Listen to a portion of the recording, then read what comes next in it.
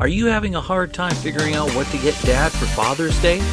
Shop now at sportshistorynetwork.com/row1 and save 15% off your order when you check out Row 1 Brand's Vintage Sports Pictorium Gallery. They have America's best sports art.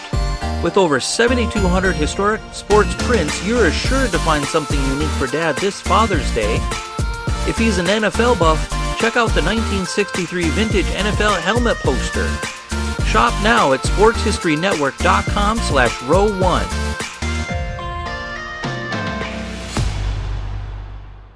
Every year after Thanksgiving and just before Christmas, the world of college football starts to debate heavily about one of the most iconic trophies in all of sport, the Heisman Trophy.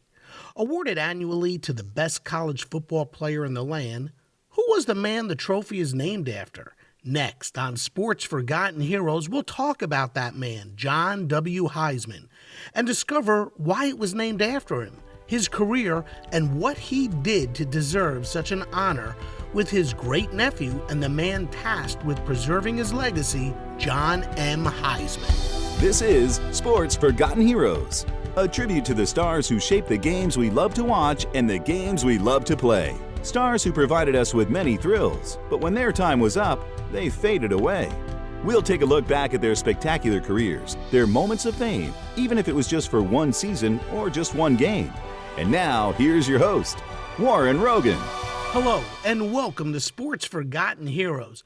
I sure hope you've been enjoying the podcast, and thanks for tuning in today. And I hope you've also had a wonderful holiday season. Today, we're going to talk with John Michael Heisman.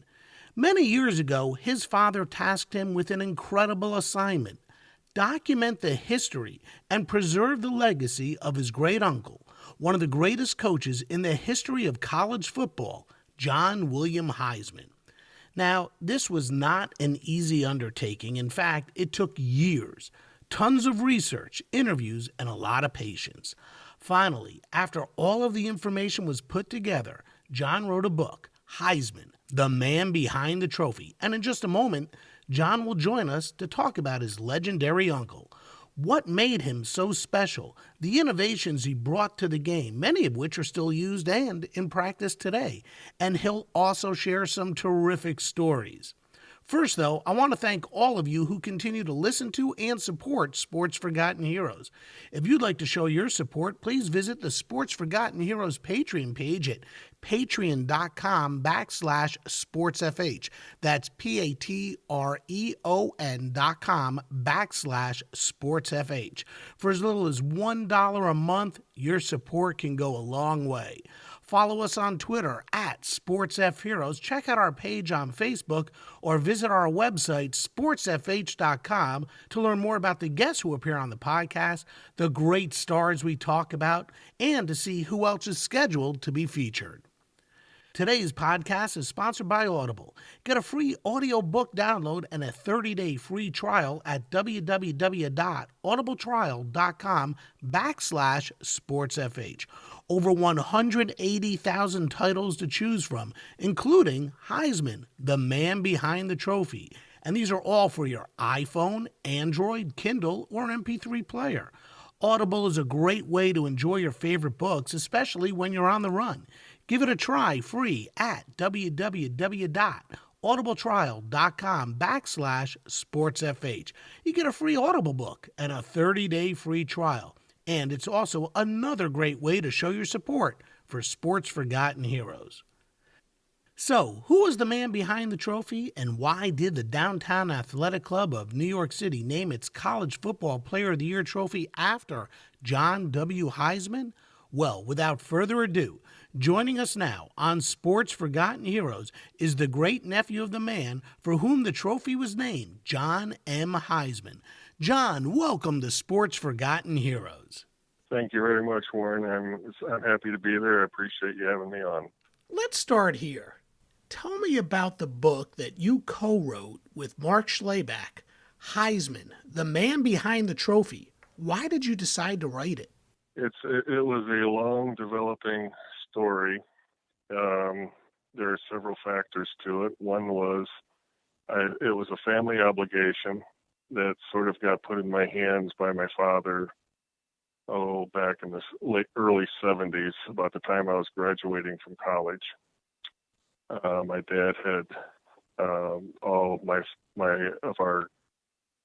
of Coach Heisman's memorabilia, and he put it in my hands and said, "Please do something with this." That's a lot of stuff. Yeah.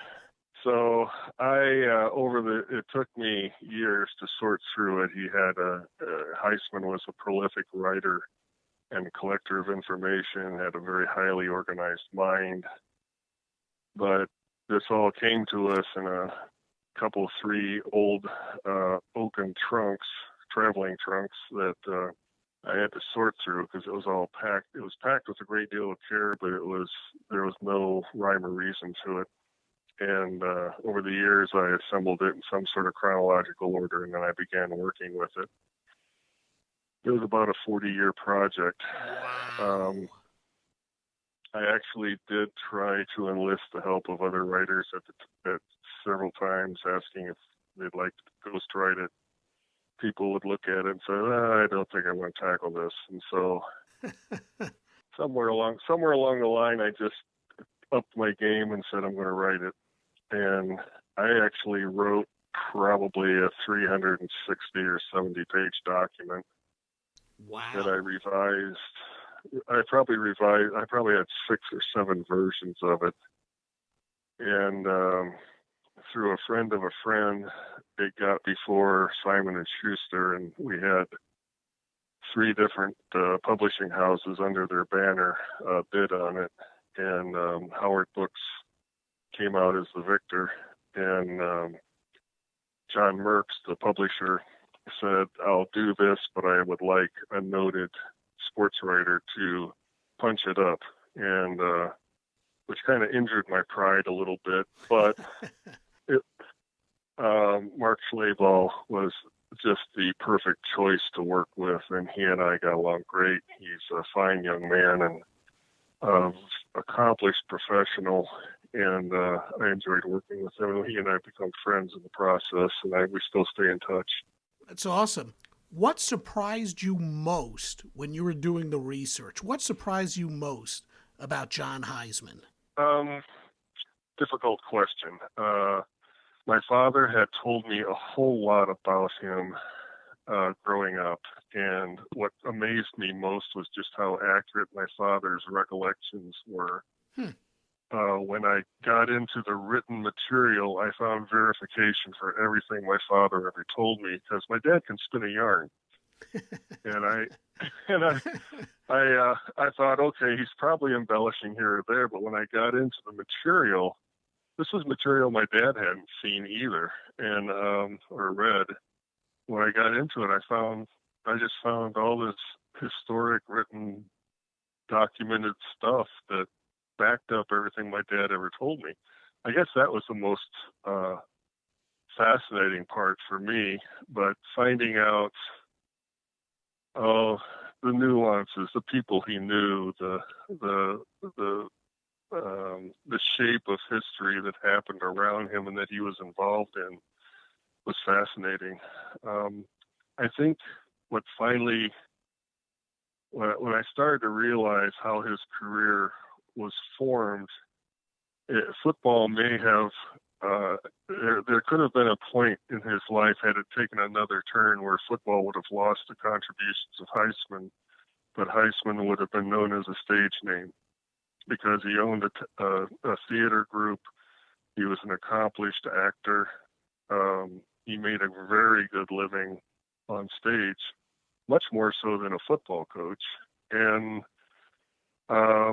but I think he just stuck with his passion, which was athletics and football in specific, and hence his accomplishments in the sport and how he shaped the game went down in history. So there was a point where I thought, he could have gone either way.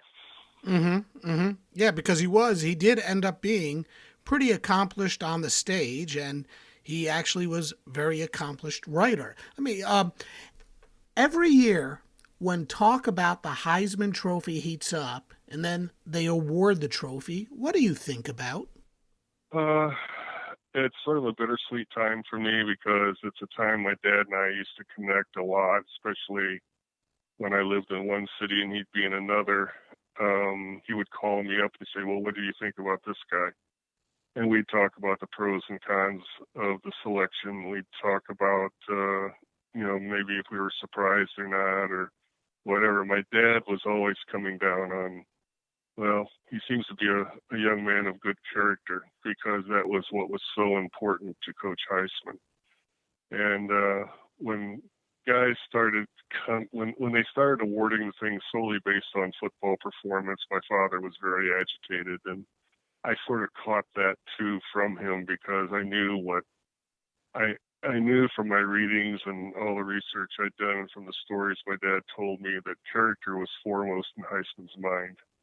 I had it drilled into me that being a good football player isn't half as important as being a fine gentleman, and that was always what was the mantra of our family. And some of that came out in the book that way too. Yeah, it was very true. It was my dad. My dad lived it. He did not want to see someone get the trophy that was just crass and would misrepresent the name, and that was always something. So whenever this time of year comes up, there's a bit of angst that goes through me. There's a little bit of I've been there. I kind of know what goes on. I see I see how hard the trust works to put on a good presentation and to honor the young players.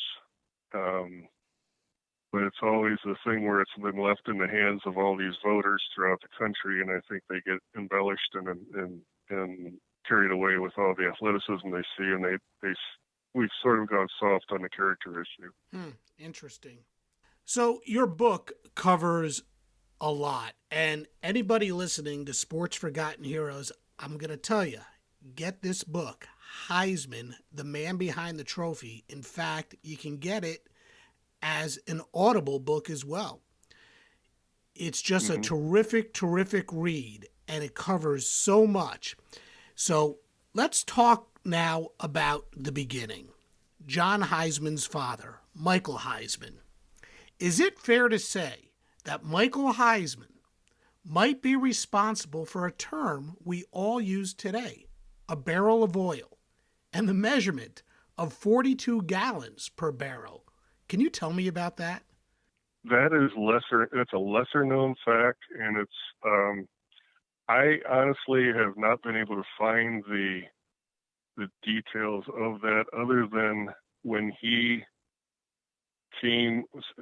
migrated from Cleveland to Titusville because of the oil industry, and when he was trying to save money on shipment.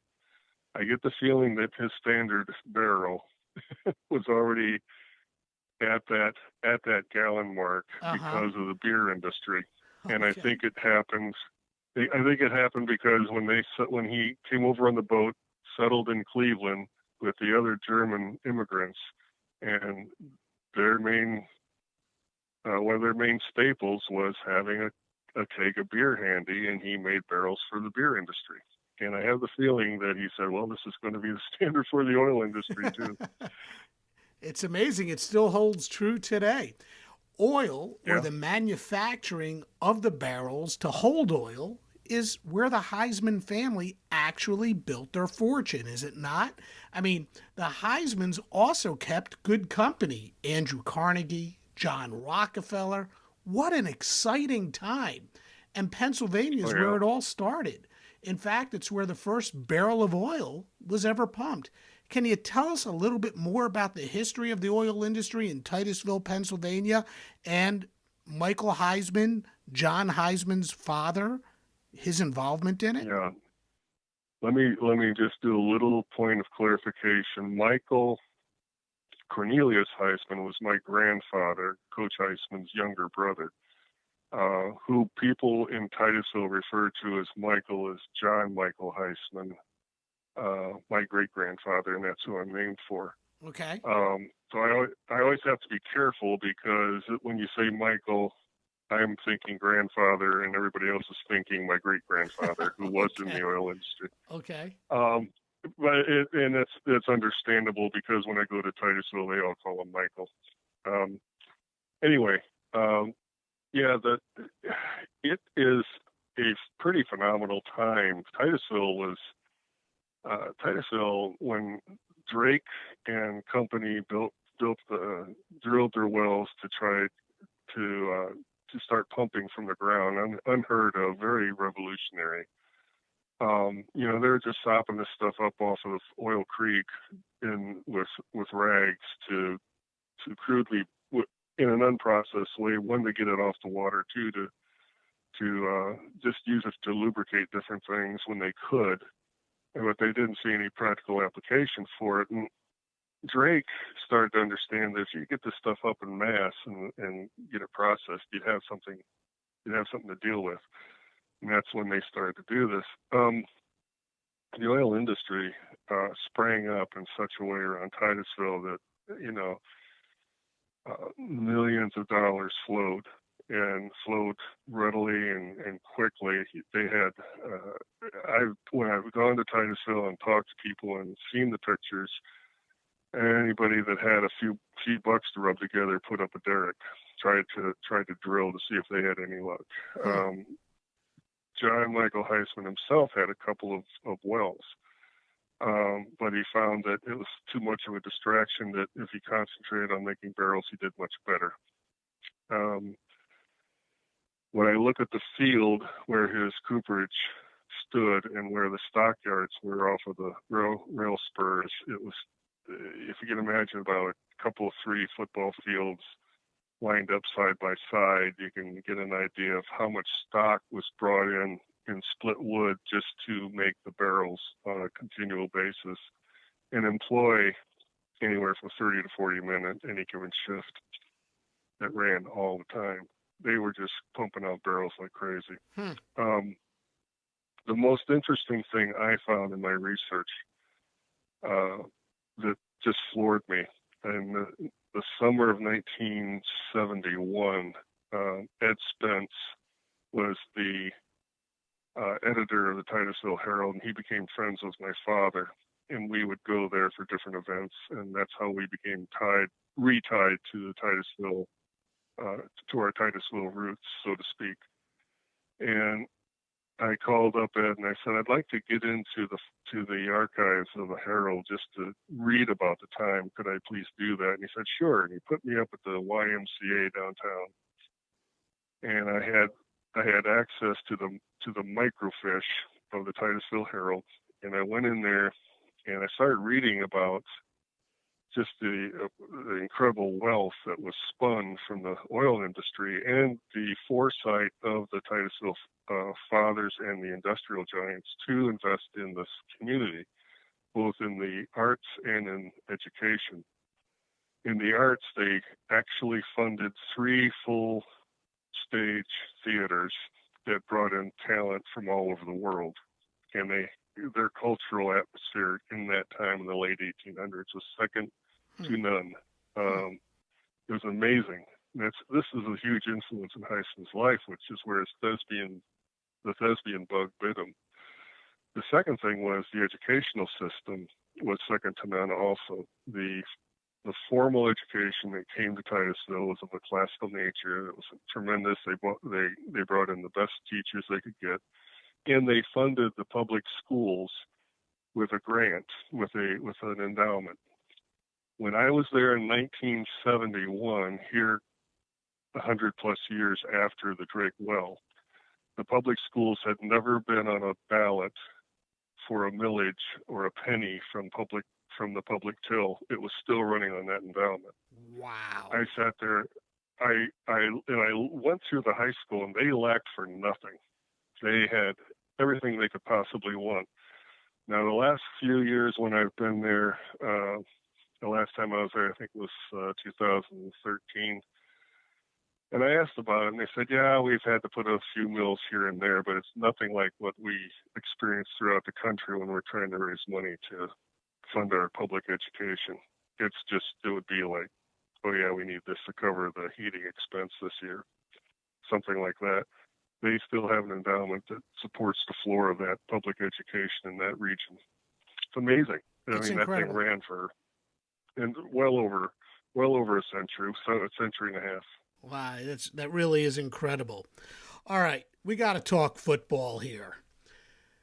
John W. Heisman first played the game when it really wasn't similar to what we watch today.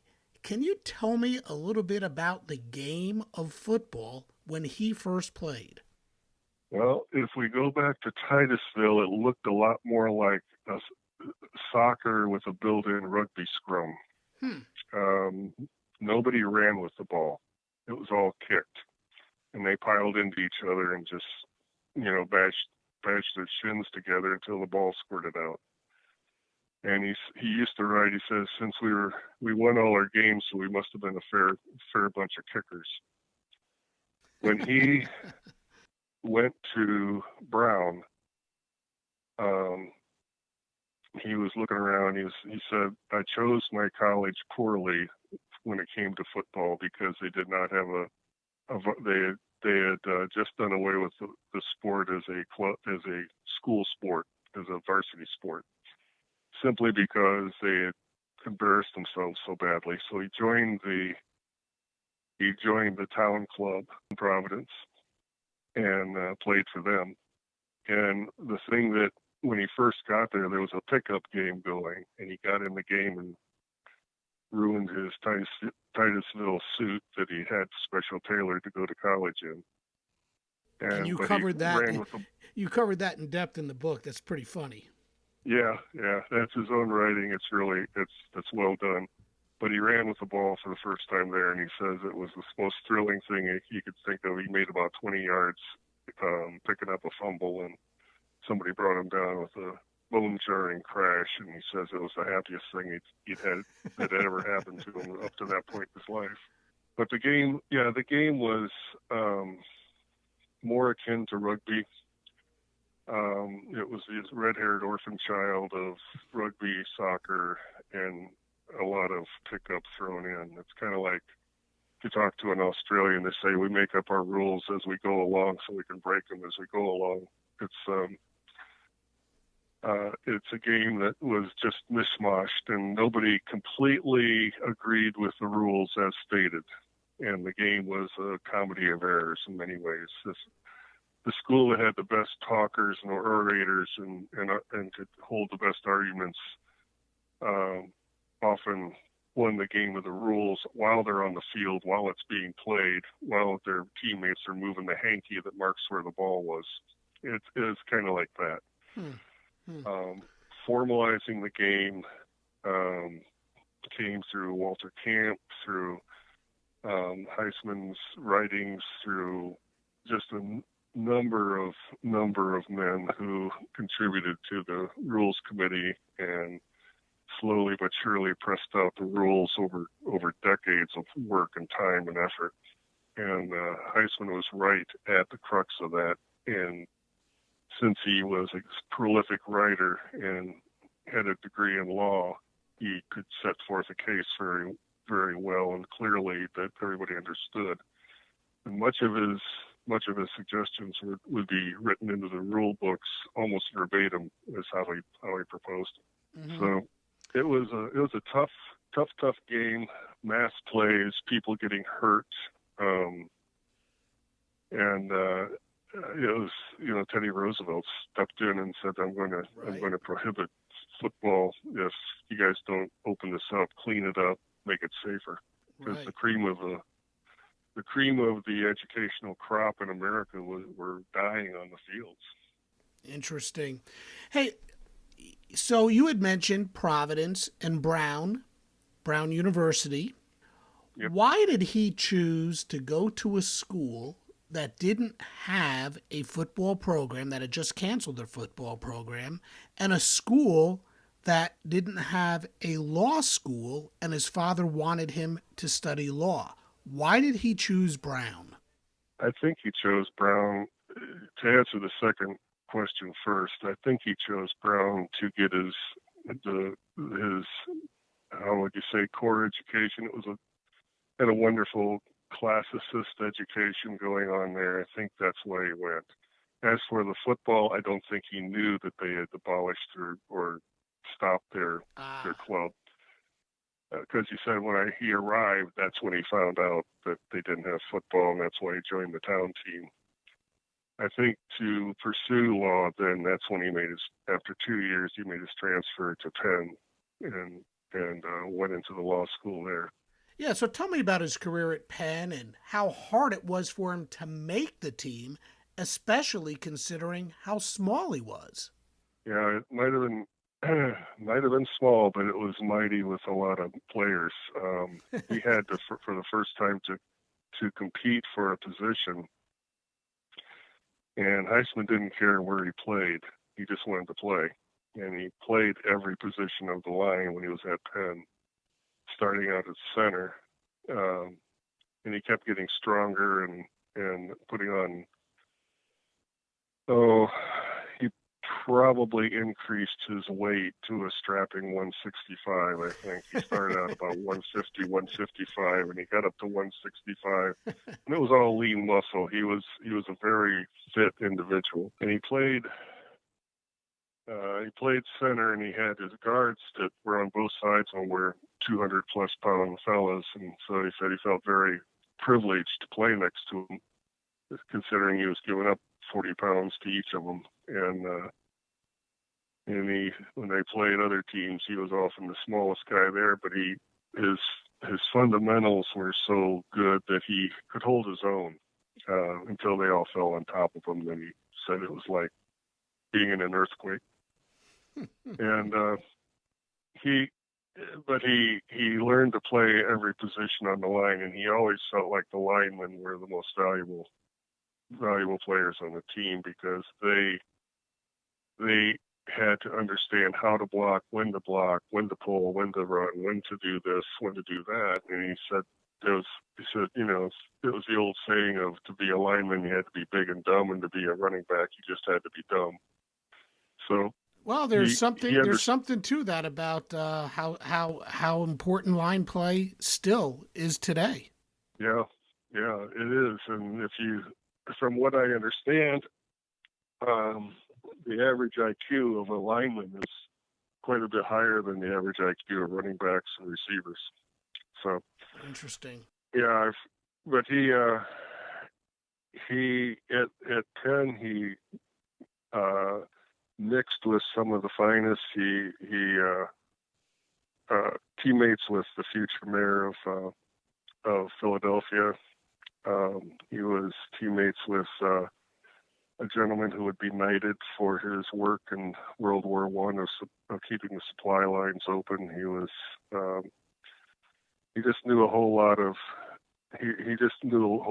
people who were his contemporaries, who would become business and international and governmental movers and shakers.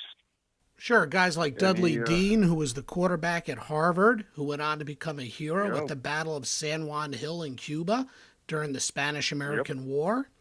There was Henry Thornton, who was hired to modernize the Great Britain railway system. Thomas McClung from Yale, who went on to become treasurer of the U.S. under President Taft. I mean, he played with and against some pretty significant people in our history. Yeah, these were folks that stayed in touch with him, that wrote him, and would go to, when there was a big game in town in New York or Philly or anywhere else, he could call up and say, "Hey, do you got some tickets?" Or they'd call him and say, "Do you have any tickets?" And they'd all go to the game together.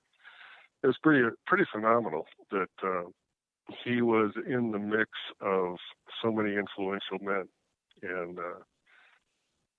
he ended up, I guess his senior year, he ended up playing end and learning how to block on the end and also tackle from the end position. And he distinguished himself on the Penn team at that time.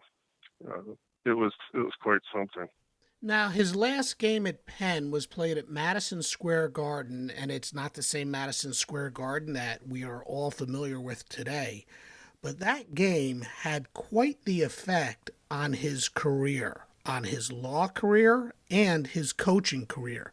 Can you tell me what happened in that game at Madison Square Garden? Well, whether this happened before the game or after, I've never been able to verify. But he was shagging balls for the punter, and the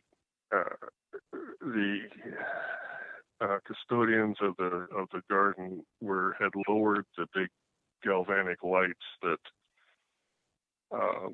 they used way up to light the interior of the thing. It was quite the modern miracle to light the interior of this vast area, but they did it with galvanic lighting, with arc lighting. And they were testing it, and one of the balls rolled over next to one of these lamps that was now propped against the ground. And he ran over there to get it, and as he bent over, he was facing the lighting, and at that instant, they chose to fire it up, and it would be like looking into an arc welder without any protection. And it did tremendous damage to his eyes. Now, my father was an iron worker, and one of my jobs right out of high school was to go and I was a journeyman iron worker myself, and I've been around welders, and you just don't look at those things without doing damage. You come away with spots in your eyes, and sometimes you get that vision back, and sometimes you don't. Like looking at the sun, you see this big spot in your eye. Yeah, exactly. If you're around an arc welder, you never want to look at that white hot heat there that's generated when that's going on. It's called getting flashed. Well, he was very flashed. This thing went off right in his face, and his eyes blurred up immediately, and everything became blurry, and he couldn't navigate very well. And he thought it would just come back, and they got back to the campus, and a day or two later, he still can't see right, and it's impossible to read anything.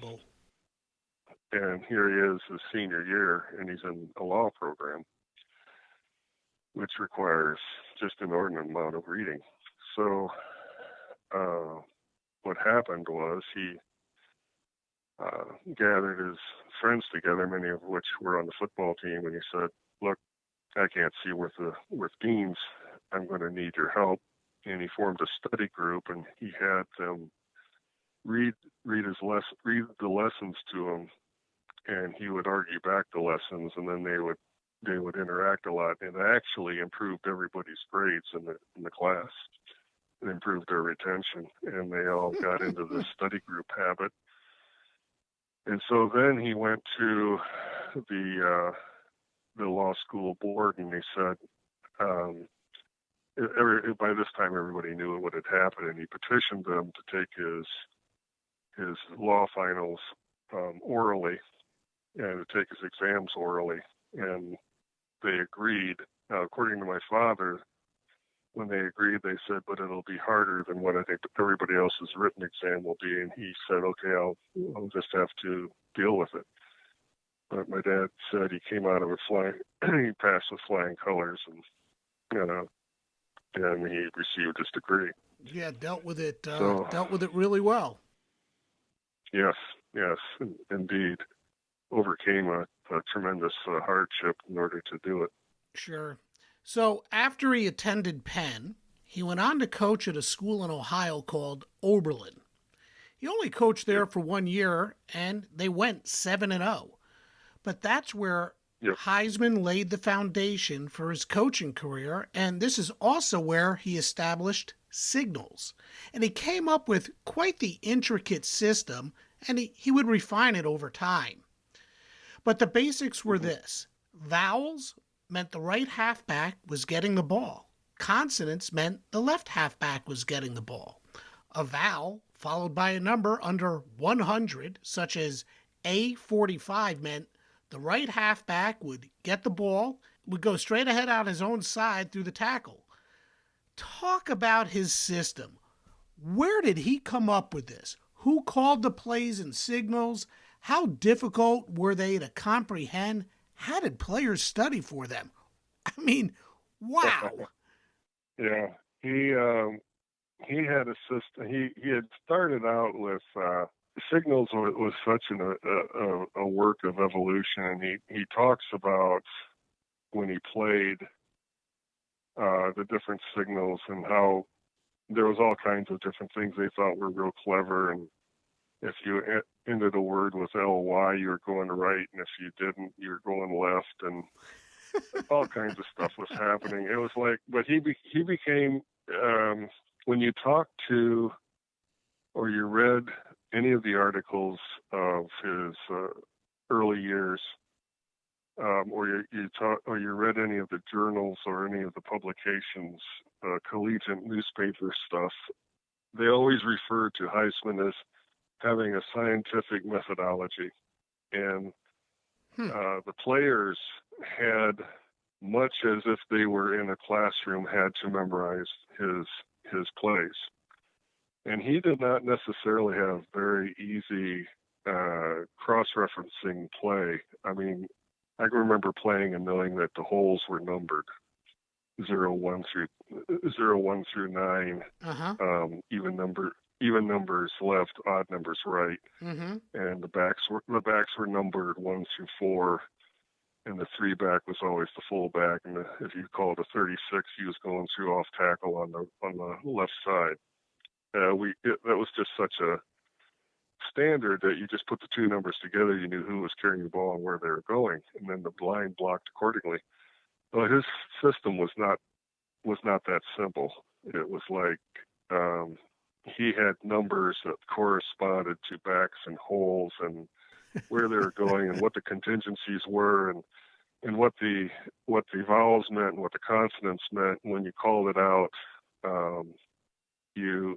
everybody had to know and be on the same page at once. And then later on he put in the shift, which was a whole nother dimension of attack that was just horrible for a defense to figure out how to defend. And it was a silent signal. Nobody knew how they did it or how they were able to shift at the right time. And finally, an old Georgia Tech player told me how he did it. He says when the center bent over to snap it, it was all one motion, and as soon as he bent over, the shift happened, and then the ball came back, and you had to be in the right place. Well, the signals, my dad once told me that when Heisman set up his signal program with everybody, and if they balked at it, he says, son, where are you? He says, well, I'm standing right here. He says, no, what college do you belong to? And he would either say Oberlin, Bucktel, Clemson, API, Georgia Tech, whatever it was. And he says, and how did you get here? And he says, well, I studied real hard. He says, now apply yourself. Basically, he'd get the message across, which was, look, you're in college. What percentage of people get into college? You're here because you have brains. If you have brains and you're in college, you can learn my system. And it's that simple. And he never let anyone off the hook. So if you didn't learn his plays, if you didn't learn it the way he said it, you didn't play. And everybody was crazy. They wanted to play, so they learned it. I could just see them walking around with a playbook, bumping into trees. Oh, yeah. And, yeah. It was, they would quiz each other until they had it. And his best teams would have it down right away. And because if you didn't have it down, he had a way of making you feel about an inch big. And you would appeal to your common sense and to your intellect and say, how did you ever get into college, young man? So he expected a couple of things. One, you be a gentleman. Two, you study because your studies came first. And then 3, you play your hardest and work very hard on the football field so that you enjoyed it and you represented your alma mater correctly. And you refer to that later on in the book too, again, about how important it was to be proper and respectful. So he goes 7-0 at Oberlin, but they can't afford to keep him. So he moves on to Bucknell, which later becomes the University of Akron. He met with some success there, but they didn't play a whole lot over a 2-year period. They went something like 6-2. And then he went back to Oberlin. They needed a coach for the final 2 games of the year. This is also when one of the biggest and saddest events in his life happened and really shaped the rest of his career.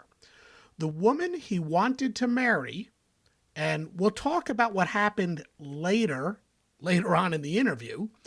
The woman who he wanted to marry got consumption, which is better known as tuberculosis. She wouldn't marry him, and staying in Ohio would be tough on John mentally. So he packed up and left. It was quite a year for him. All that happened, but in a crude way, it worked out well for him, and he wound up at Auburn. Wow. What can you tell us about 1895 and his failed attempt at growing tomatoes? Quite the year. Staying in Oberlin was going to be too painful. He did not want to eventually attend his ex-fiance's funeral. That was more than he could bear, and she literally sent him away. She was a very strong-willed woman. Mm-hmm. And we'll talk a little bit more about her later on. Yeah. So he just decided he needed a change, and you have to remember that this is a time when if you're in college, you're not assured a job of any kind. You're still not assured a job when you're in college. But at that time, it was like if you had an education, you had something to barter. You were a man of letters. You could go do something. Heisman still wasn't in a position where he could perform the reading duties or just the cursory things you had to do to be an attorney. And he also knew that he was somewhat, sought after as a football coach, but that wasn't widely known. It wasn't like today, football coach gets fired or gets released or finds a better, greener pastures. He has to, figure out what he's going to do for a living. Well, we're just entering into the Industrial Revolution. I mean, the oil industry started that, but he is looking at, how can I make a buck? So he starts doing what had been popular by a lot of entrepreneurs. He became a gentleman farmer. I know that if you get into the history of the Dust Bowl in Oklahoma, that was caused by numerous gentleman farmers growing wheat and depleting the soil and creating the great dust storms and wiping out the topsoil of central Oklahoma. Well, he didn't do that. He went to East Texas. And he, leased a field, and he started trying to grow tomatoes, thinking, tomatoes is a good cash crop. Now, unfortunately, he was faced with some very severe heat and drought, and he was about to lose his shirt. Well, along comes a gentleman who had been looking for a football coach, and he was in communication with some folks at Penn, and he says, if you can find John Heisman, we think he went to Texas. You'd have a very good man. Yeah, small little place at that time. Right. And he, lo and behold, he tracks him down and meets with him, and the picture I always have of that meeting is he's looking around saying, talking about API, Alabama Polytechnical Institute, which became Auburn, and looking around at these dying tomatoes and saying, we sure do need a football coach. Would you consider it? And he did not once mention the fact that it's obvious you're losing your shirt here. And I think that's what won Heisman over. The man refused to put him in an embarrassing position, and they became lifelong friends. And that's how he got to Auburn. Interesting. And I can just picture him taking his hoe and pitching it over his shoulder and walking off the field with him. So after Heisman's quote-unquote failed attempt at tomato farming, that's when he heads back to coaching college football, and he goes at it full bore. But before we get there, I just want to remind everyone that today's podcast is sponsored by Audible. And for listeners of Sports Forgotten Heroes, we have a terrific offer for you. Audible is offering a free audiobook download with a free 30-day trial to give you the opportunity to check out their service. Over 180,000 titles available, from history to fiction to sports and more. Give Audible a try. To download your free audiobook today, go to audibletrial.com/sportsfh. Again, that's audibletrial.com/sportsfh for your free audiobook. Hey, if you're like me and you're running through airports, sitting on planes, racing from location to location, and you just can't find the time to sit down and read, and you don't like lugging around a heavy book, Audible is great. Give it a try. It's free. And the book Heisman, The Man Behind the Trophy, is available on Audible. It's a great read or a great listen. So, Heisman turns his back on becoming a farmer in Texas and heads to the Agricultural and Mechanical College of Alabama, which later becomes known as Auburn University. And this is where the legend of John W. Heisman, the man for whom the Heisman Trophy was named, really takes off. Hey, let's advance the story a little here. He played the game and ultimately became a legendary coach. And he played a huge role in establishing the rules of which we are very familiar with today. He came up with blocking schemes for backs when the rules were changed to allow for blocking. He came up with the term hike. He divided the game into quarters. He conceived of the center snap, and much more. Tell me about that. That one's really interesting to me. How did he conceive of the center snap? That one was because the young man that they recruited for quarterback at Bucktel, Henry Clark, was the pitcher of their baseball team, and they figured that he could do long lateral passes quite easily from that position because he had strong arms. He was 6'2", but it turns out, he said, as Heisman put it, was all his height was in his legs. He was very short trunked. And so back then, the way the play started was much like rugby, which was you heel the ball back or you paw the ball back, one of the two. When I played rugby, and normally it was a heel back. If you pawed it back, it was a violation. But back then, like I said, in the American sport, rules were made to be broken, and you did whatever you wanted to do. So they would start the play by pawing the ball back, and some guys would roll it back such end over end to make it flip up to the quarterback. But seemed that poor Henry had a hard time bending over and fielding the ball cleanly, no matter what they did. So Heisman finally said, well, Ramrod, that was his nickname, Ramrod can't bend over, so just throw the ball up to him between your legs. And so the center bent over, grabbed it, and flipped it up with a quick snap, and came right to the guy's right to his hands, right about at his waist level, and he says, hey, that's it, that's the stuff. And Heisman actually turned around, they took him at his word, and he looked at it and he went, wow, we could get going a lot faster if we do this. So that's what happened. They only had one team all year long that objected to this, and they kind of played through it, but by next year, everyone countrywide, this thing spread like wildfire. And I think that is probably one of the most significant things that happened to speed up the game and change its character. Just think of all the rules surrounding the center snap and offsides and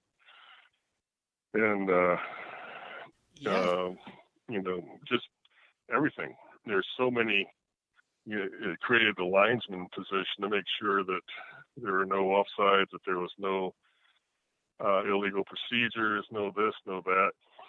Everything started to surround what was going on with the center and how he hiked it. So that was the big one. I'm often asked about, well, wouldn't you like a nickel or a dime for every touchdown pass thrown? I always said I'd rather have a penny for every center snap. That'd be a lot of pennies. There was another thing, another revolution that he was very much a part of, and I believe it had to do with Richard Von Gammon. Wasn't it Heisman who campaigned hard for the forward pass? And it was finally permitted in 1906. What enthralled him so much about the forward pass? What did it have to do with Richard Von Gammon? Who was Richard Von Gammon? And why did Heisman think it would help limit injuries? He campaigned for it primarily because, one, we've already mentioned that Teddy Roosevelt had said, unless you clean up the game and reduce injuries, I'm going to abolish football. And back in the 1890s, Heisman witnessed a game between North Carolina and Georgia, in which North Carolina, just in desperation, was about to be tackled for a tremendous loss. And one of the guys said, pitch it here. And this guy threw about a 12-yard forward pass to this guy, who grabbed it, hauled it in, and went for a touchdown 70 yards down the field.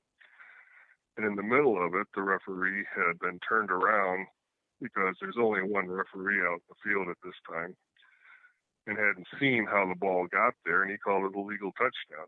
And Heisman was on the sidelines. He said, it happened not 15 yards in front of me. And he says, at the time, I said forward pass, just out loud. And he immediately saw the benefits of it, in that, one, it kept from creating these monster collisions with large individuals, because at that time it was getting more and more, let's get the biggest guys we can possibly get, and it'll just be a smash fest to see where the ball ends up. And he said it just became, it was just these huge collisions, these horrible, crushing tackles that weren't one-on-one. It was like 5, 6, 7 on a few people, and you ended up with broken bones, broken ribs, pierced lungs, all kinds of bad things happened. And when he saw this, it instantly became apparent to him that, one, you can avoid these collisions, and two, it opened the game up for smaller players again. That the guy that might come out for football but wouldn't, because of how big these guys were, would come out because it became more finesse. So he immediately started laying the groundwork, especially when Roosevelt got involved in the early 1900s, and he started writing the rules committee, and Camp just sort of wouldn't let it happen. He says, that's changing the game too much, that's barnstorming, that's this, that's that. And finally, when Roosevelt got involved, Camp relented, and they legalized it. And at first, a forward pass could go no further than 5 yards. Later, it got opened up a bit more. And there was a lot of rules that curtailed what you could do with a forward pass. I mean, what they could do then and what we see now with, 50-yard strikes downfield was just night and day. Yeah, and the ball was much different than it is today as well. Yeah. you'd pick up a blunt-ended ball that looked more like a rugby ball and try to throw it downfield. It'll go, but not nearly as far. Right. So after a few years at Auburn, he jumps to Clemson. And his first season there was quite spectacular. The Tigers went 6-0 and outscored the opposition 222-10. Why was Clemson, and for that matter, all of Heisman's teams, with the exception of maybe the last team he coached, able to dominate so much? Good question. I think one reason is that in the South, Heisman found a lot of fighting spirit, a lot of players that just love to play. I think he found a very fertile ground for the game. The other was, again, this scientific approach that he used to create havoc out on the football field. And I just think that he was light years ahead of everybody around him. He took such a in-depth look at what was going on. He says there are things that we would play 10, 15 years ago that hadn't been used and people forgot about them, so we'd resurrect them and improve upon them, bring them back out and use them, and nobody knew how to stop them. And he felt like the best way to win a game was just simply run the legs off the opposition and just pile up scores, and he loved to pile up scores, so he did it. Yeah, he sure did. One of the things he talked about was long lateral passes that let you warp around ends were things that they used when he was playing at Penn, and he says it kind of got dropped in favor of some other things, and people forgot about it, so he resurrected it, especially at Clemson. And then he also had, again, being a guy that had played every position on the line, he always looked for very, very fast guards. He loved the guard position. He felt it was the most important position on the field. And at Clemson, he found two of them that were very fast. And he could do all kinds of things. And he'd pull them out of the line and run one way or the other with them all the time, leading blocking, because he had memories of a guy from Yale by the name of, or not Yale, but Princeton, by the name of Heffelfinger. And Hef was 212 pounds of steel muscle who, once he pulled out of the line, came running, he was just looking to see how many people he was going to lay waste every time he ran around. He was fast and he was big. And Heisman took notes on this guy, and he said, if I ever get fast guards, this is the way I'm going to do it. So he got a couple of guys sitting, and what's the other guy's name? I'm blanking on it. But these guys could pull out and run interference better than anybody else in the conference. And they primarily, more than anything else, just really opened it up for him. He also liked trick plays, and in regards to trick plays, he once told the Atlanta Constitution, many people have considered tricks an unworthy way of winning games, but I hold that it is the same in war, where all kinds of tricks go by the name of strategy, and I prefer to call my style of playing strategical instead of trickery. Considering his teams were usually physically smaller than those he played against, he used strategy to win, did he not? After all, football is a strategical game. He said back in his day, when someone ran a quote-unquote trick play or some sort of means of that was sort of a shade of gray, whatever it might be, people admired it rather than criticized it. That they thought it most clever. It's sort of like, oh my gosh, they did the hidden ball trick. Well, back then, if you could do something that was really interesting and fake out the other guy, it was considered a really interesting it was considered with a much appreciation. Let's put it that way. And after all, that's what And you were trying to do. You wanted to win the game. had a kid, I forget which team it was with, but he would hike the ball, and the quarterback would turn around and fake a pitch, but he didn't have the ball, and the center was still holding the ball up behind his legs. And everybody would run with the play, and he'd pull it back in and go running down the field. Well, today you can't do that unless the ball hits the ground, bounces back up, which is difficult to pull off with the way the ball is shaped today. But back then, unless you were really noticing what was going on, you could get away with something like that, and the center could just pull the ball back in and just walk down the field. And that was considered part of his strategy. He jumped around a lot. He went from college to college to college. We've already talked about Oberlin, Bucknell, Auburn. He coached at Clemson. And then there was Georgia Tech. And they were so tired of losing to him, and they couldn't stand the 73-0 whitewashing of 1903 that they suffered against him, that they set their sights on him. And ultimately, that's where he wound up, Georgia Tech. Why would he leave such a good job at Clemson for a team he destroyed? Yeah, they got tired of, Georgia Tech got tired of losing. Atlanta was, at that time, a major city, still is a major city. There was opportunities there.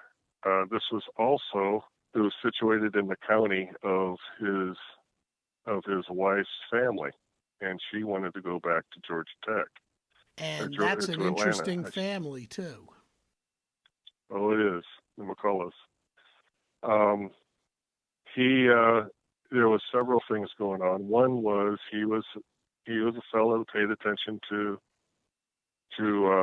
dollars and cents, and they offered him a salary that wasn't that much more than what he was making at Clemson.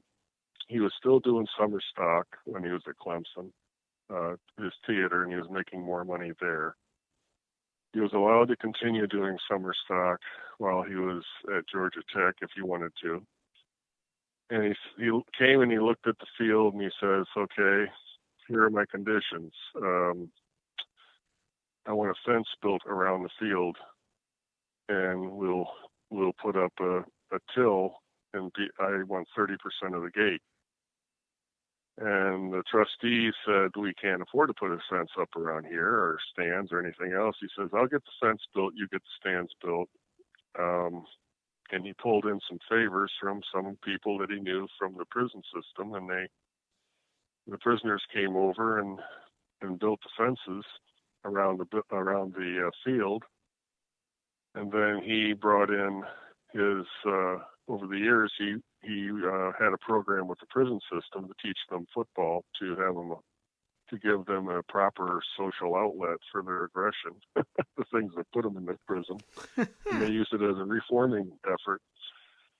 Well, then he also pressed the boosters, and he said, I'm sure you know somebody on the Atlanta Constitution or the Journal or anybody else that they might need a sports byline. He says, I want to be able to write a column for you. And these guys are saying, well, football coach, what can you write about? Sure, we'll do it.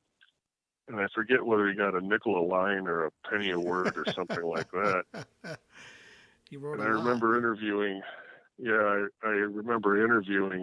Chip Roberts, his first quarterback at Georgia Tech, and he was a 93-year-old gentleman at that time, still sharp as a tack, and he said what they didn't get was that Heisman could write volumes about a toaster. and he did. And he made a good living. He pocketed a lot of money, but the Journal didn't complain because it upped their readership on sports. So he had that going. Every place he went, he just asked, he says, how about this? How about that? And he always got it. And he was able to pocket a lot of money. He was an entrepreneur. There's no getting around it. One of the other reasons he did go there, and you sort of referenced it, and ultimately it's one of the reasons why he left too, was Evelyn Mccollum. Tell me about Evelyn, in particular, her father. Her father was a interesting figure, and this is something that Mark Schlabach brought out. Um, that was something I had not had before. Evelyn was the coach met her on stage. She actually was very smitten by her sister, and who they called Hazel Wood. But Hazel was at the time betrothed and then married to another man. And so Evelyn just said, "Look, you're not going to get her, but I'm available." And she was, a beautiful woman in her own right. She also had a son from a first marriage, and that gentleman passed away, and so she was a widow with a young son. Mm-hmm. And Heisman said, "Well, let's go through some courtship and see where this takes us." And they eventually married while he was still at Clemson. And then when the opportunity came to come back to Atlanta, I think she was certainly a driving force to do that. Now, her father was a Confederate colonel who had a cavalry, and it was McCullough's Raiders. And when the South surrendered at Appomattox, he refused to surrender. And he was one of these rogue bands that went around punishing Confederates who accepted the surrender, and he was quite a bloody character. He was finally hunted down by a sheriff in a town, and he was actually gunned down at I want to say a barber shop, might have been a general store. It's in the book, and it's a lot more accurate than my memory. What an interesting life. Oh, it was an amazing life, and I guess Evelyn was there when her father died of buckshot, buckshot wounds. But it had to have been quite a traumatic experience for her. Sure. She was quite something. She was an actress, a stage performer, and also from what I gather and what reading between the lines, she was quite a strong-willed person. Mm-hmm. Heisman was strong-willed also, and they talked frankly about where they're at and what their feelings were and what was going on, and they never they discussed things quite openly. Mm-hmm. There was no she was not a wallflower in any way, shape, or form, and Heisman obviously was not a shy person either. Right. Ultimately, I think his drive and his passions and her passions came into conflict. Sure. We'll get to that in just a second. I want to go back to the football field for a moment. There's something that really bothered Heisman as a coach, something that he just couldn't stand, and it's something that a lot of coaches today can't stand, the fumble. What did he do to his players when they fumbled the ball? Well, the treatment for fumbling was 100 throws and catch against the wall. That included the managers if they dropped the ball. He gathered the team together every year before the first practice, and he'd hold out the ball and he'd say, "What is this?" And woe be it to anyone that tried to answer. You can almost look and see the upperclassmen putting their hands over the mouths of the lowerclassmen so that they don't make idiots of themselves. And he would turn and he would say, "This is a piece of leather wrapped around a rubber bladder in a prolated spheroid shape. Costs about $1.25 in any hardware store. It says, better to have died a small boy than to fumble this football." And that's how he started every season. It was sort of a ritual.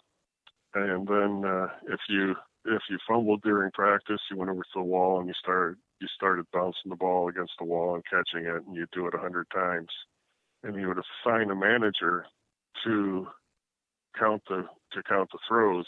And every so often he would check back with the manager. He'd say, Mr. So-and-so, how many is that? And he would say 78. And Heisman would say, I count 73.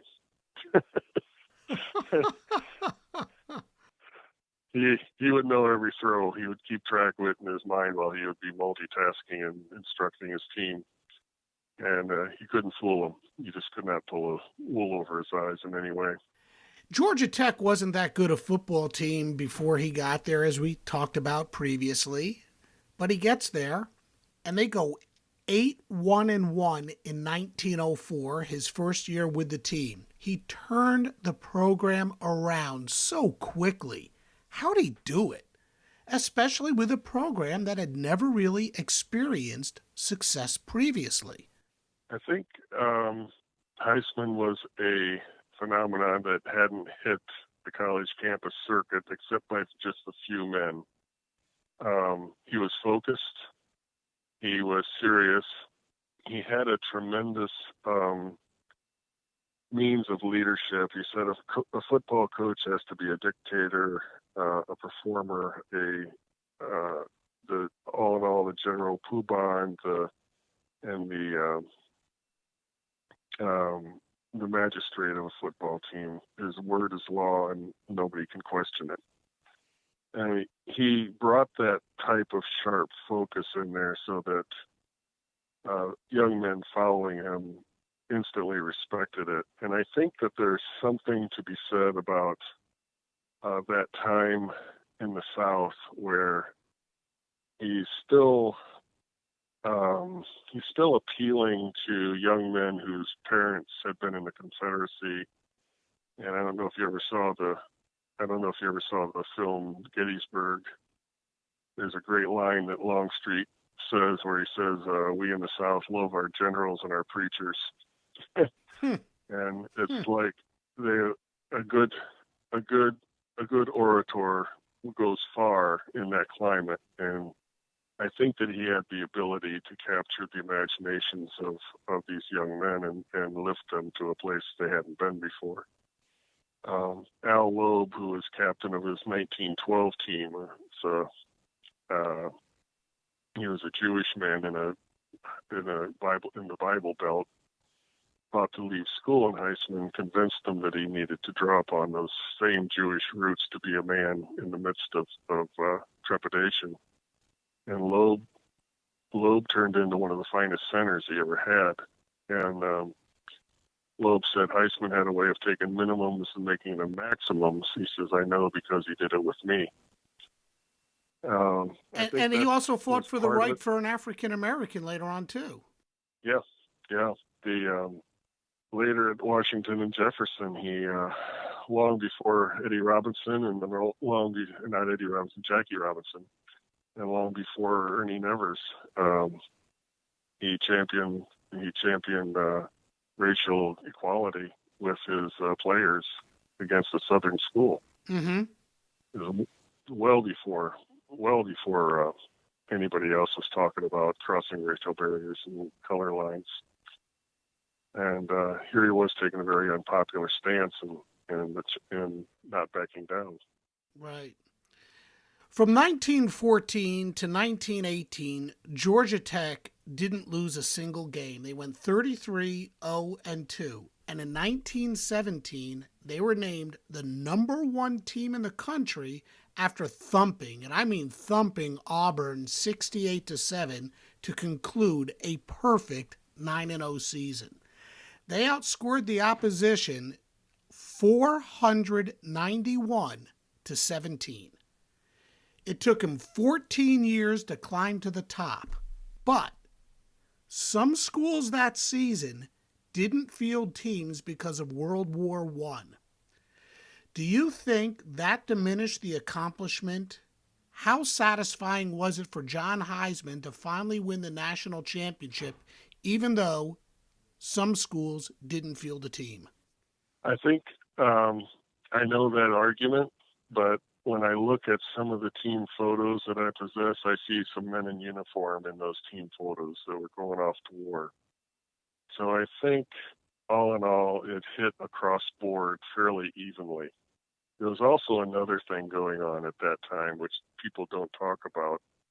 And that was the influenza epidemic that hit everybody. Between the war and the flu epidemic, schools and the nation was decimated. There was just an incredible loss of life back then.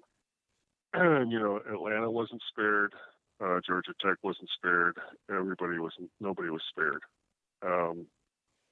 Now, the one thing that did happen was General Woods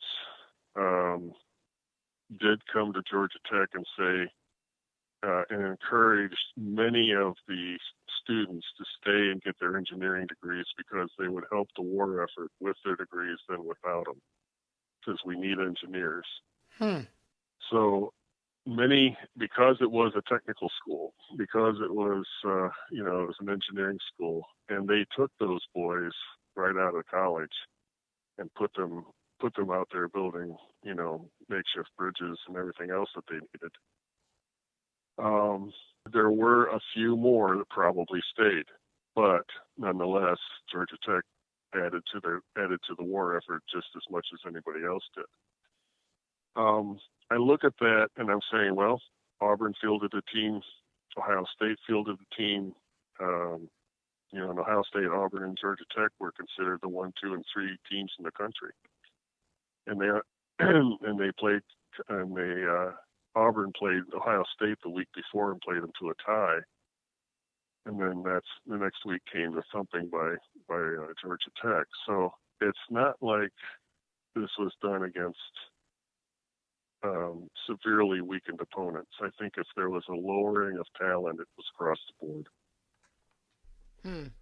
The way he left Georgia Tech was quite unusual. Tell me about that. Well, there was a number of things going on. One is, I think that, as we mentioned earlier, Evelyn and the coach had been having some frank discussions, and I think they both knew that the marriage had been sliding downhill for quite some time. There is a letter that we have that was found in which Heisman wrote to the Georgia Tech student body. It says, if you happen to be up in New York City at such and such an address, stop in and see your old coach. And that's actually a letter written in 1918, a year before he left. So it tells me that he had designs to go to New York. That's what he really wanted to do. And I have the feeling that Evelyn did not want to leave Atlanta. Right. So we think, as best as we can make out, we think that they were trying to work this through for over, I'm saying for about a year and a half or so. They're trying to work this out. And finally they just had a very frank discussion and said, you want what you want and I want what I want, and obviously it's not going to happen. So on a Sunday afternoon, he calls Chip Roberts and a few other coaches in there, and he says, gentlemen, you'll find 12 packets of our holdings, of all our physical holdings. Would you go through them and create an equal divide into 2 piles? And I remember Roberts telling me, he says, we just thought it was another exercise the coach wanted us to do. We just went ahead and got down to it. It took us about 20, 25 minutes. And we put 6 packets together on 2 different piles. And he said they totaled up within a few dollars of each other. And they stopped and they looked up, and the coach said, well, as you may have surmised, Mrs. Heisman and I have decided to divorce, and to avoid social embarrassment, I've agreed to live elsewhere from where she wants to live. Shocker. And they turned to her and she says, well, I'm staying here in Atlanta. And as Chip Roberts says, we knew at that moment we had lost our coach. Wow. And he said we went home, He says, I went home and I cried myself to sleep. Wow. And it was devastating to these people. They had no clue. Anyway, when the news hit, it went through the football team, it went through everybody, and it was just a shocker. Shockwaves went all the way through Atlanta when he decided to leave. Yeah. So he started over, and he went back to his alma mater. Yeah, he goes back to his alma mater, Penn, but it wasn't easy. In fact, coaching Penn might have been one of the most challenging jobs of his career. But something amazing happened at Penn. He's conducting a practice, and there's a voice that can be heard at the opposite end of Franklin Field. And this voice is calling out, and it's criticizing the team. And now he's getting upset, and he's going to go confront the voice. This is one of the most amazing stories in the book. It's one of the most amazing stories I've ever heard. It's incredible. Tell me about it. This came through my dad, and he said they were having practice, and he knew that there was some sort of commotion at the other end of the stadium, and he was doing something he couldn't tear away from. Finally, a player ran up and he says, Coach, there's somebody down there really kind of heckling us, giving it to us. And he says, it's getting so that we can't even concentrate on what we're doing. And Heisman says, I'll see about this. And his dander's up. He's ready to, lay into whoever this is. He says, I'm going to blast them with the icy blows of the Northwest. This isn't going to be tolerated. He's on his way over, and you can see the steam coming out of his ears, And he gets over there, and some woman is up in the stands telling him, "You guys can't even whip the women's auxiliary. What are you going to do against Franklin?" Da da da da da da da. And he turns and he looks up there, and this lady turns on him and says, "What's the matter, Heist? Don't you have it anymore?" And he looks up there and hears Edith standing there in front of him. She hadn't died at all, and she was just as verbose as ever. So let's just remind everybody, Edith was the woman whom he left Ohio because she was going to pass away because of tuberculosis, and staying in Ohio, John couldn't mentally handle it. So he assumes she's passed on, and he leaves, and how many years later? She's sitting in the stands heckling his team. Yep, somewhere around 1921, 22, or 20 maybe, I'm not sure. And they're reunited and they marry. And it's just an amazing turn of events. And she became the football mother to the team. She loved football. She loved the passion that Heisman had for the game. She had loved that back in Oberlin.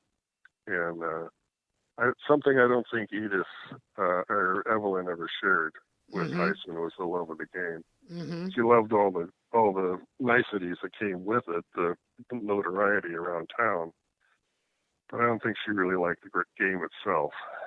And here was Edith, who's back in a sense, she's back in her element with him. And, the first love is reunited and they're back together again. One of those Hollywood endings that you would never believe if it didn't really happen. Yep. So he coaches at Penn. As I said, it was a challenging time for him, and he moves on to Washington and Jefferson, where he went 6-1-1. Amazingly, for some of the administration, for some people at Washington and Jefferson, that wasn't good enough, and so he resigns. Then he goes down to Rice Institute in Texas, which is now known as Rice University, for a 4-year stint. Those final years were mediocre at best, but he tried everything he could to turn Rice around, including having everyone on the team grow beards and he was the first to have an all-athletics dormitory. How difficult were those last years for John, and why the Beards? Very difficult. It was hard enough when he went back to Penn. I think had he stayed at Washington and Jeff, it would have been a great place to wind up. But I think he was trying to just sock away as much money as he could. He felt like his career was coming to an end, and they offered him a lot of money to go to Rice, and he took it. I think had he stayed at Washington and Jefferson, he might have built another dynasty. But Rice was challenging. I had a letter. I have a letter in his that was in his collection of a fellow who was sort of the booster in charge of recruiting. And here it is about a month before the season starts, and Heisman's going to go to Houston and start looking over the material and whipping them into shape. And the guy says, I haven't had time to get out and do much. We haven't really recruited. We'll been on vacation, this, that, and the other. And it's very like blasé about this. He says, I'll be back in a few weeks, and we'll see if we can whip together some talent for you. He's just taken the job, and time is running short, and no one's been out talking to any kids coming out of school about coming over and playing football for Rice. And the thing is that Rice is known as the Ivy League school of the West at that time, and still is to a great extent.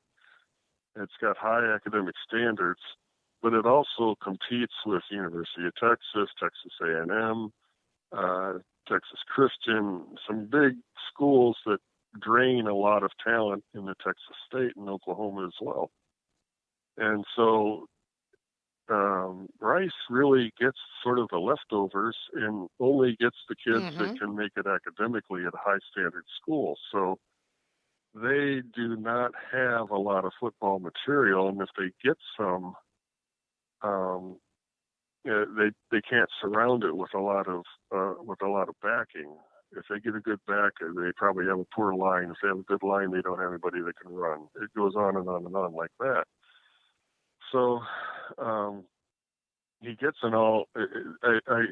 he puts together this dormitory because he wants all of the team to get together and start working as a unit. And he figures if he gets them into a dormitory where they can supervise curfews and also build camaraderie, they might stand a better chance.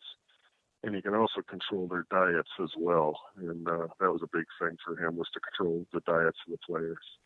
So those last couple of years at Rice were quite disappointing. You know, there's so much more that we can cover. We didn't talk about baseball. We didn't talk about gymnastics. We touched upon the Heisman shift. We really haven't talked about much of his stage presence, his writing.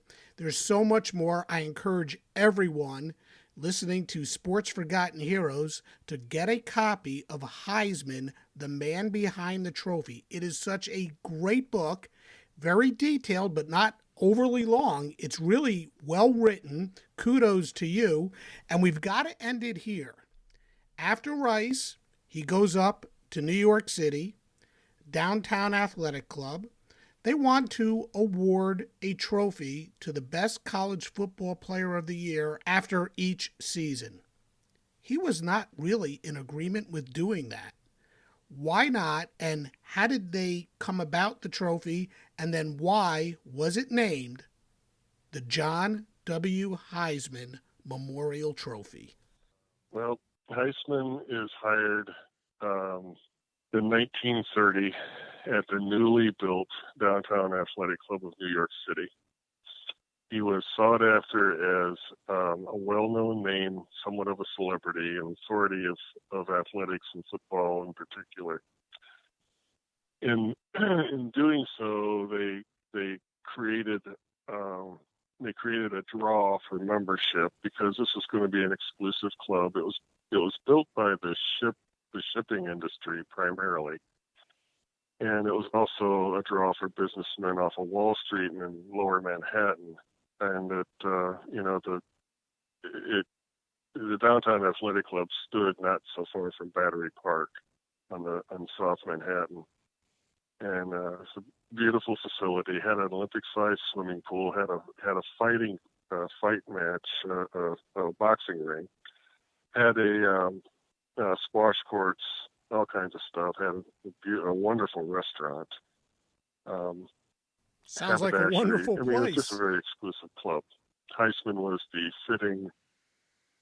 Yeah, I was there while it was still operating, and unfortunately, after 9/11, it was structurally hampered, and it had to close its doors as a club. It was reestablished as a condominium, and the people, there were tenants in it who bought the place and was able to restore it as a place to live. So I was glad to see the building be maintained.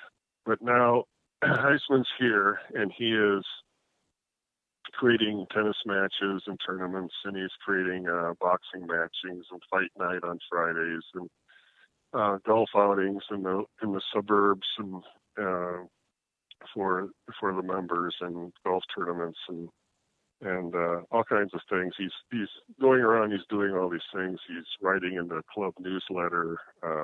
He created a touchdown club for former college football players. He's doing a lot of stuff. He's just cranking out one event after another. And the board comes to him and says, "We want to give out an award to the outstanding player east of the Mississippi in college football every year. And we want to start it this year, and we want you to formalize this and create an awards banquet." And Heisman goes, "One, we don't need another banquet. Two, this is the consummate team sport. We don't want to ferret out individuals and give them a big head. This goes against the grain of everything that I ever taught in my teams."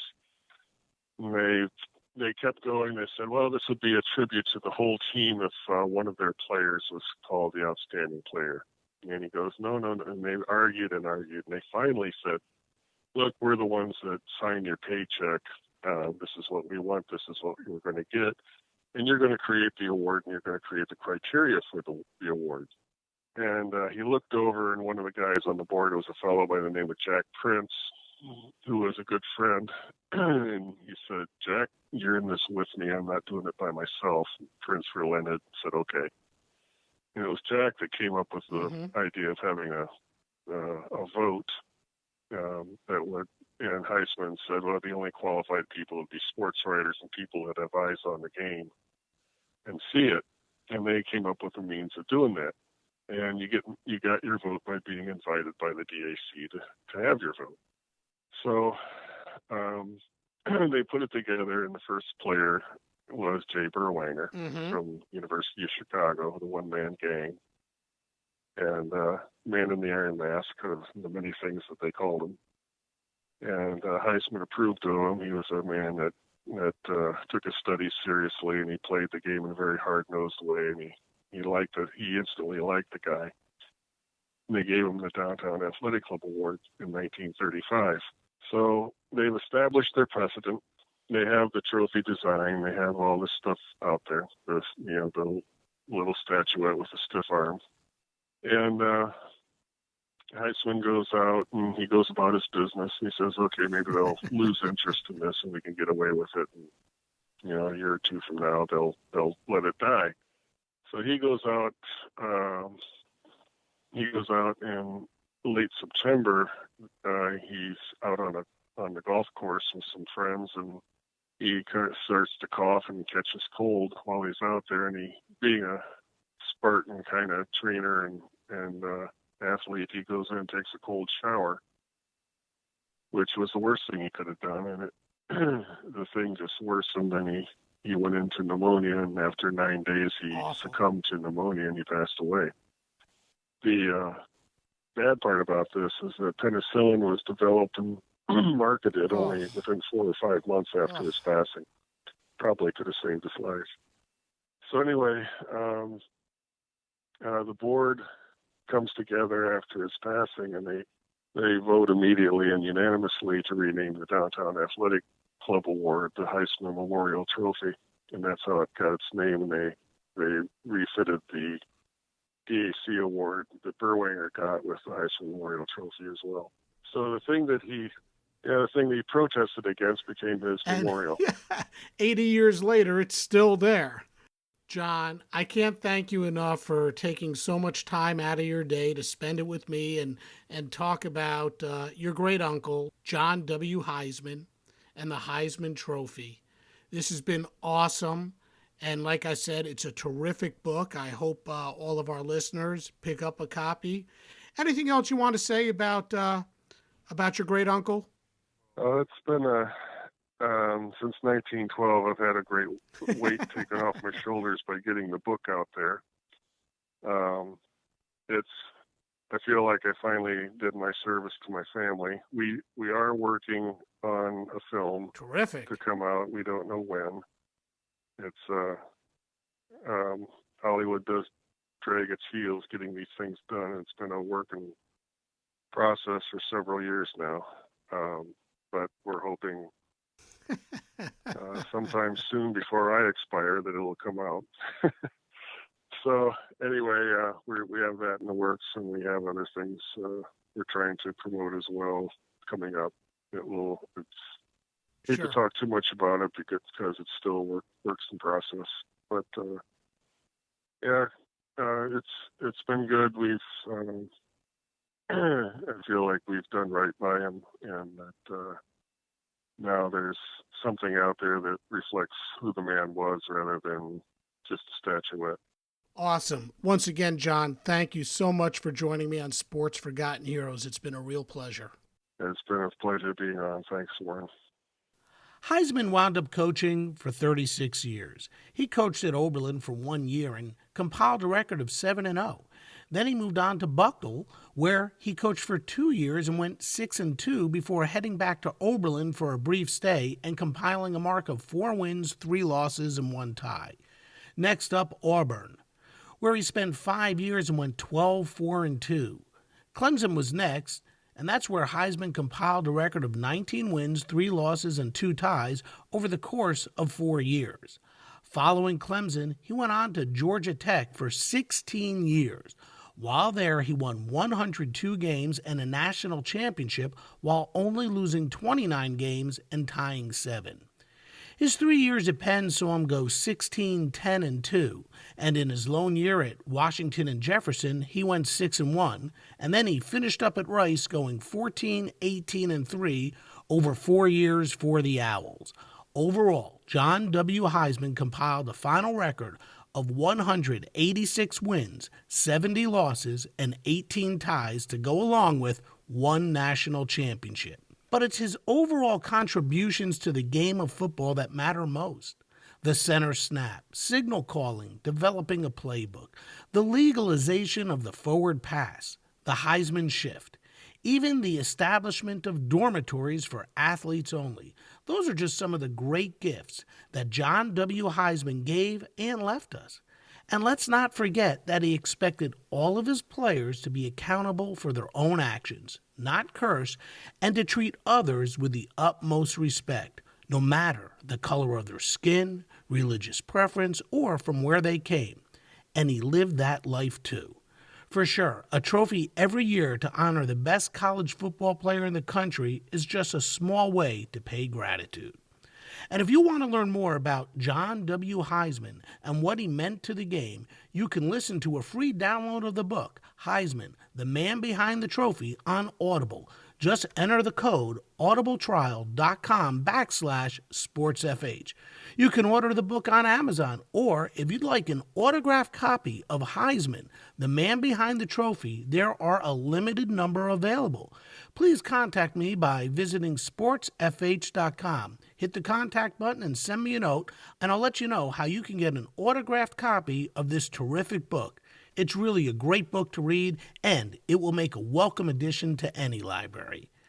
Coming up next time on Sports Forgotten Heroes, we have a very special guest, the last quarterback to lead the Cleveland Browns to an NFL championship. Yeah, once upon a time, the Browns were, without question, year in and year out, the best team in all of football.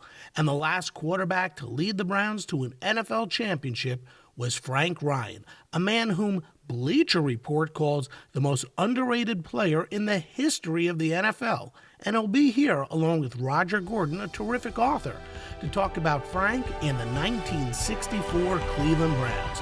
That's next time. Thanks again to today's guest, John M. Heisman, and we'll see you next time on Sports Forgotten Heroes. We here at the Sports History Network proudly partner with 26 podcasts, all revolving around the history of sports. But did you know that many of our hosts were sports history authors way before they started their shows? It's true. We've got Joe Ziemba, host of When Football Was Football, Joe Zagurski, host of Pro Football in the 1970s, Mark Morthier, host of Yesterday's Sports, Tommy Phillips, host of Lombardi Memories, and Scott Adamson, co-host of From the 55-Yard Line. All these authors have many books for you to choose from. To check them out, go to our website at sportshistorynetwork.com/sportshistorybooks. Pick up your copy today. Soundtrack provided by Kevin MacLeod of filmmusic.io.